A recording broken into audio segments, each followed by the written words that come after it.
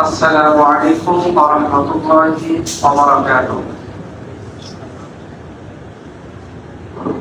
প্রথমেই সেরা কারীমের প্রতি শুকরিয়া আদায় করছি যে মহান মালিক সুবহানাহু ওয়া তাআলা আমাদেরকে মাহে রমজানের রহমতের দরজা শেষ করে দ্বিতীয় ধাপে আমাদেরকে শামিল করেছেন এবং আজকে 15তম পারা তেলাওয়াত আমাদেরকে করার এবং আপনাদেরকে শোনার জন্য যে আল্লাহ রাব্বুল আলামিন আমাদেরকে নিয়ে আসলেন, এই জন্য সেই রব্বে কারীমের প্রতি সকলেই শুকরিয়া আদায় করি, বলি আলহামদুলিল্লাহ।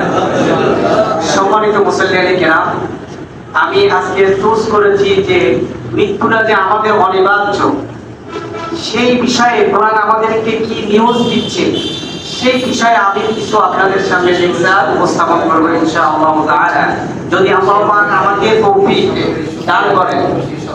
সম্মানিত মুসল্লিয়ানে কেরাম, আমরা সকলেই জানি যে কুল্লু নাফসিন যায়িকাতুল মাউত, এই আয়াতের ব্যাখ্যাটা আমরা সকলেই জানি যে এই পৃথিবীতে যত আত্মাধারী জীব আছে সকলকে মৃত্যুর স্বাদ গ্রহণ করতে হবে। এখন এই কথাটা আল্লাহ পাক কোরআনের কয়টি জায়গায় বললেন? আল্লাহ রাব্বুল আলামিন কোরআনের 3টা জায়গায় এই আয়াতটা উল্লেখ করেছেন, 3টা জায়গায়। তার পরবর্তীতে আল্লাহ কি কথা বলতেন সেই আলোকে কিছু কথা বলবো ইনশাআল্লাহ। সম্মানিত মুসল্লিয়ানে কেরাম, 1 নম্বর হলো 3টা জায়গায়, সেটা আমি আগে বলে নিই। একটা হচ্ছে কোরআনুল কারীমের 3 নম্বর সূরা আলে ইমরানের 185 নম্বর আয়াতে আল্লাহ পাক উপস্থাপন করেছেন কুল্লু নাফসিন যায়িকাতুল মাউত ওয়া ইন্নামা তুওয়াফাউনা উজুরাকুম ইয়াওমাল কিয়ামাহ ফামান যুহজিহা আনিন নারি ওয়া উদখিলাল জান্নাতা ফাকাদ ফাজ। আরেকটা জায়গায় আল্লাহ পাক উল্লেখ করেছেন কোরআনুল কারীমের 21 নম্বর সূরা আল-আনআমের 35 নম্বর আয়াত, কুল্লু নাফসিন যায়িকাতুল মাউত ওয়া নাবলুকুম ফিশ-শাররি ওয়াল খায়রি ফিতনা ওয়া ইলাইনা তুরজাউন। আরেকটা জায়গায় উল্লেখ করেছেন কোরআনুল কারীমের 29 নম্বর সূরা আনকাবুতের 57 নম্বর আয়াতে আল্লাহ তাআলা তুলে ধরেছেন কুল্লু নাফসিন যায়িকাতুল মাউত সুম্মা ইলাইনা তুরজাউন। সম্মানিত মুসল্লিয়ানে কেরাম, আমি কোরআনুল কারীমের 3 নম্বর সূরা আলে ইমরানের এটা দিয়ে শুরু করব। আল্লাহ পাক বলেন কুল্লু নাফসিন যায়িকাতুল মাউত, এই পৃথিবীতে যত আত্মাধারী জীব রয়েছে সকলকে মৃত্যুর স্বাদ গ্রহণ করতে হবে। ওয়া ইন্নামা তুওয়াফাউনা উজুরাকুম ইয়াওমাল কিয়ামাহ, এবং কিয়ামত দিবসে তাদের প্রতিদান পরিপূর্ণভাবে দেওয়া হবে।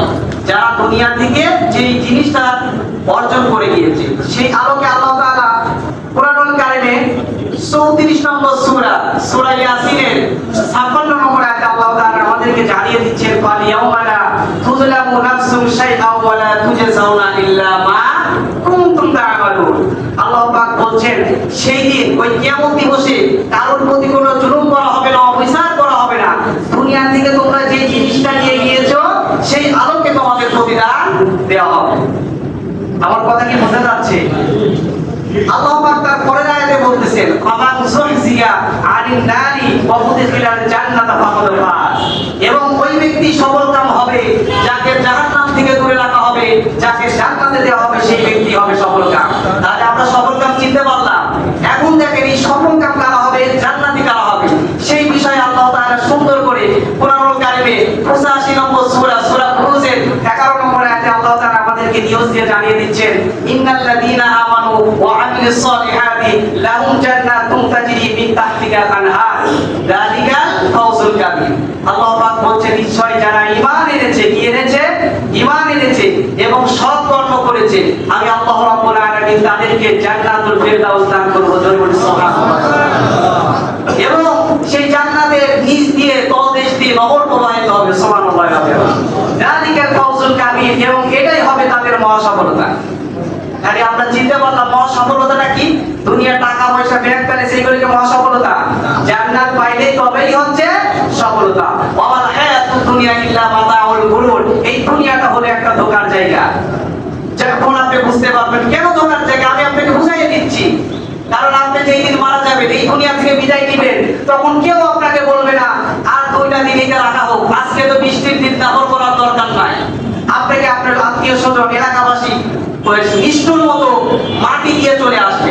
কবরের চিন্তি দিকে গিয়ে আপনার সবচেয়ে আত্মীয় স্বজনের কথা মনে পড়বে, আপনার স্ত্রীর কথা মনে পড়বে, ছেলে সন্তানের কথা মনে পড়বে। সবচেয়ে যেই জিনিসটা আপনাকে বেশি কষ্ট দিবে যে আমি কি নিয়ে কবরে ঢুকলাম। আপনি একটা জিনিস চিন্তা করেন যে দুনিয়ার যদি একটা মামলাতে আপনি ফেঁসে যান, আপনি আদালতে যেতে পারবেন, আদালত থেকে আবার উচ্চ আদালতে যেতে পারবেন, না হলে আবার হাইকোর্টে যাইতে পারবেন। কিন্তু পরকালে যদি একটা মামলাতে আপনি ফেঁসে যান, পালাবার কোনো রাস্তা খুঁজে পাবেন না। সম্মানিত মুসল্লিয়ানে কেরাম, এটা কোরআনুল কারীমের 3 নম্বর সূরা আলে ইমরানের আমি এটা শেষ করলাম। আরেকটা জায়গায় আল্লাহ পাক উল্লেখ করেছেন যে কুল্লু নাফসিন যায়িকাতুল মাউত ওয়া নাবলুকুম বিশ-শাররি ওয়াল খায়রি ফিতনাহ ওয়া ইলাইনা তুরজাউন। পৃথিবীতে যত আত্মধারী জীব রয়েছে সকলকে মৃত্যুর পেয়ালা চাকতেই হবে। ওয়া নাবলুকুম বিশ-শাররি ওয়াল খায়রি ফিতনাহ, এবং আমি কাউকে দুর্দশা দিয়ে পরীক্ষা করি, কাউকে হতাশা দিয়ে পরীক্ষা করি, কাউকে ধনী বানায় পরীক্ষা করি, কাউকে ফকির বানায় পরীক্ষা করি, কাউকে সুস্থতা দিই, কাউকে অসুস্থতা দিই। এক কথায় সবটার বিনিময়ে আমার পরে যে ভরসা করবে, আমি যে কোনো বিষয়ে তাকে দিয়ে পরীক্ষা করতে পারি। যারা মুমিন হবে তারা কখনো যে অবস্থায় আছে শুকরিয়া আদায় করবে কার? আল্লাহ। যে অবস্থায় আছে ওয়া ইলাইনা তুরজাউন, এবং আমার কাছেই তোমাদের ফিরে আসতে হবে। এই মৃত্যু থেকে বাঁচার কোনো উপায় আছে? বাঁচার কিন্তু কোনো উপায় নাই। এই মৃত্যু থেকে বাঁচার জন্য যদি আপনি বাইরের রাষ্ট্রে ভ্রমণ করেন, এই মাটি ছিদ্র করে যদি নিচেও চলে যেতে চান, তাও বাঁচতে পারবেন না। এটা আমার আপনার কথা না। কোরআনুল কারীমের 4 নম্বর সূরা সূরা নিসার 78 নম্বর আয়াতে আল্লাহ তাআলা জানিয়ে দিচ্ছেন, আইনামা তাকুনু ইদরিকুমুল মাউত ওয়া লাম কুনতুম ফি বুরুজিন মুশাইয়াদা। মৃত্যু থেকে বাঁচার জন্য যদি তুমি দেশ ভ্রমণ করো বা যেখানেই লুকাইতে চাও, মৃত্যু তোমার নাগাল পাবেই, তুমি যেখানেই অবস্থান করো না কেন। মৃত্যু থেকে বাঁচা কোনোদিন সম্ভব না। মানুষ চাইলে জাহান্নাম থেকে বাঁচতে পারে, কিন্তু মৃত্যু থেকে বাঁচা কি সম্ভব? কোনোদিনই সম্ভব না। এজন্য অনেক যুবক আছি, আমরা এখনো মনে করি যে আমাদের সময় হয় নাই। আপনি গোরস্থানের দিকে তাকান, তাকিয়ে দেখেন আপনার মতো কত যুবক শুয়ে আছে, আছে না নাই? আছে। কারণ যুবক তুমি যেখানেই থাকো নামাজ পড়ো, আল্লাহর হুকুমটাকে মানো, আল্লাহর বিধানটাকে মানো, মাহে রমজানে রোজা রাখো। কারণ একবার যদি তুমি গুনাহ করো আর এই অবস্থায় যদি তাওবা না করে মারা যাও, তাহলে তোমার জন্য আখিরাতে জিল্লাতের কোনো শেষ নাই। কথা বলেন ঠিক কি না?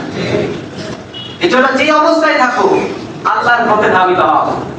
লাস্ট আয়াত যেটা, সেটা হচ্ছে কোরআনুল কারীমের 29 নম্বর সূরা সূরা আনকাবুতে 57 নম্বর আয়াতে আল্লাহ তাআলা বলছেন, কুল্লু নাফসিন যায়িকাতুল মাউত সুম্মা ইলাইনা তুরজাউন।